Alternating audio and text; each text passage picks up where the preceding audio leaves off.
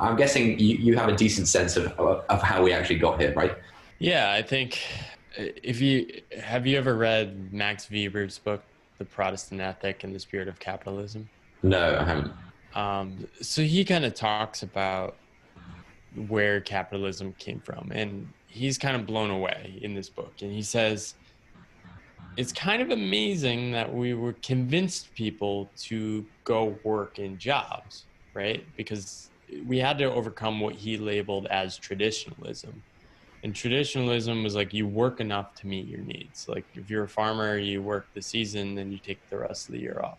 Yeah, You kind of went with the flow of the times, right? Not everything was great back then, but we had to turn work into something that was noble and honorable. And the Protestant Reformation came along and turned work basically from something that was looked at as like a necessary evil to something that was like the central aim of life. So the central aim of life went from like something like flourishing. And I think, especially in Europe, the higher classes, this was still the highest aim, right?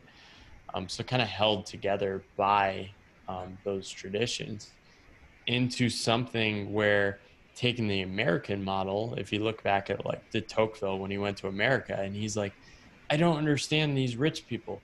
They just work harder. yeah, yeah, They don't relax. And I think if you're competing globally, these systems started taking control of everything. You can't do anything without buying it anymore.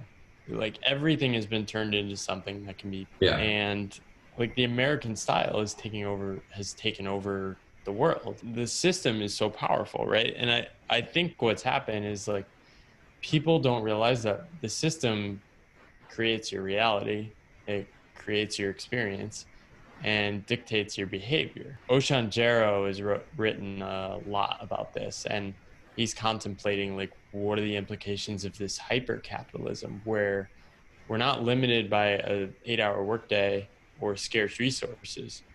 The whole goal is to like monetize your mind 24 hours a day, Yeah. and people can work 24 hours a day too.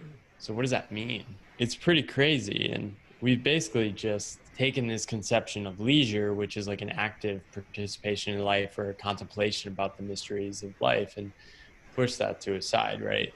Mm. Leisure is merely a break from work, right? A way to recharge. The Yeah. weekends, you can get ready to hustle. I mean, Derek Thompson's written about this as workism. It's religious in nature, right? You see at WeWork, they have like, we live for Mondays. It's like, what is that? That's so bizarre. Like we used to live for Sundays because it was a day of rest. Yeah.